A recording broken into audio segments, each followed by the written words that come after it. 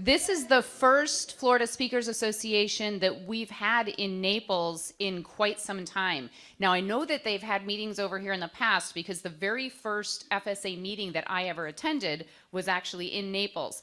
But I have to tell you that way back when, I didn't really understand what the Florida Speakers Association was and what they did. I just remembered attending a really cool meeting. So fast forward to 2014, I met Rita Craig, who's sitting right here in the front table. Rita Craig was the president of the Florida Speakers Association at that time. We went to an event that was sponsored by the National Speakers Association with Nito Kubain, who is one of our all-time greats in the National Speakers Association.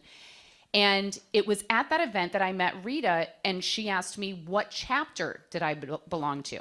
And I said, I don't really understand what that means. And she said, well, the National Speakers Association has regional chapters all throughout the US, and she just happened to be president of the Florida Speakers Association. And I said, oh, I got it. I don't have a chapter because I live in Naples.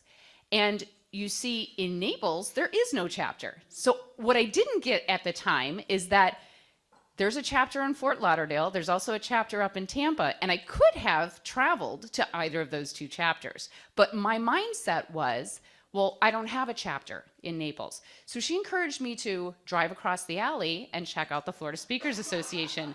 We did that so that would have been still in 2014, so 4 years ago. And I just want to give you just a sequence of events of what happened since then. First of all, I went to that very first meeting in Fort Lauderdale, and I was completely and totally hooked. And I thought, how silly. I had been speaking in my business for, I don't know, at least 10 years by then, and was not affiliated with the industry association that helps you build your professional speaking business.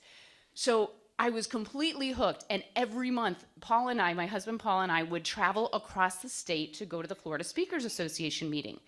So a couple of things that happened.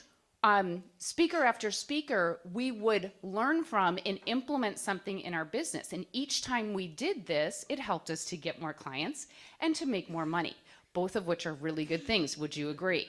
Yeah. Yes. So we did some really interesting things. Like I learned from Lori Guest about a postcard that you could put together that has your picture and what you do, and you leave this behind so they take it with them, so they call you. I learned about social media from some other speakers and really beefed up my LinkedIn account. We learned from Frank Furness back in September 2016, which was Mace's year.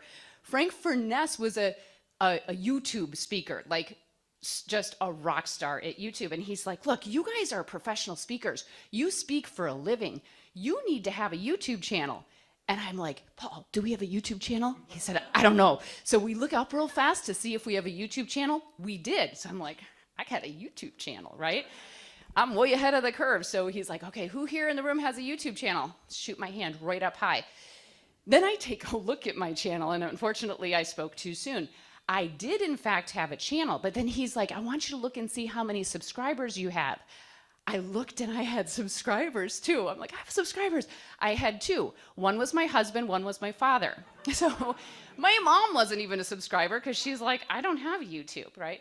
So, and then he's like, and how many videos do you have? And I scroll, and I didn't have to scroll very far.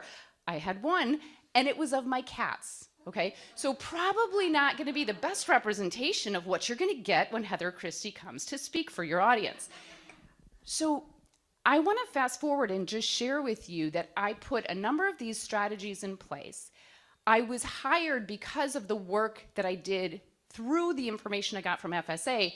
I was hired by an association called the International Association of Plastics Distribution. And I know what you're thinking. You know this association, right? It's the commercial plastics industry that has a whole bunch of really big size clients in it. They hired me to come speak. At that association session, I put my postcards out on the table like Lori Guest told me to. And then one of the people from that meeting hires me to speak to their senior leadership group. 1 year, and then again the next year. And they are such a raving fan that he actually brought Mitsubishi, which is the parent company, brought Mitsubishi Global in to hear me speak because he really wanted me to connect me with Global. And just yesterday, I signed a deal to speak to Mitsubishi Global senior leadership because of those strategies. So